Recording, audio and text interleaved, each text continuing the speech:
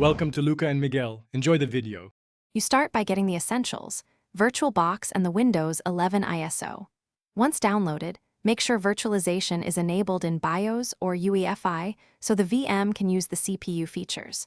Create a new virtual machine now, choose Microsoft Windows and Windows 11 64-bit. Allocate at least 4 GB RAM and 2 CPUs, more if you plan to multitask. Create a dynamically allocated virtual hard disk, 64 GB or larger, so Windows has room to update and install apps. Next, configure the VM hardware so the installer runs cleanly.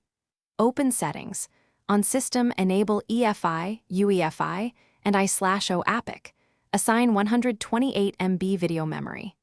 Under Storage, attach the Windows 11 ISO to the virtual optical drive and confirm the virtual disk is selected.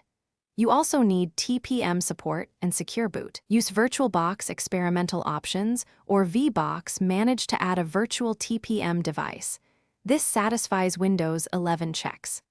Finally, set network to NAT or bridged, depending on whether you want isolated or LAN access. Now power on the VM and run the Windows 11 installer. Choose Custom Install, create or format the virtual partition, and proceed through setup. Once Windows boots, install Virtualbox Guest Editions to enable drivers, seamless mouse, shared folders, and clipboard. Take a snapshot after base setup so you can revert quickly. If installation stalls or Windows refuses to install, make sure UEFI and TPM are enabled. Confirm the ISO checksum, and disable host Hyper-V because it can conflict. Thanks for watching and please subscribe. It's the best investment you'll ever make.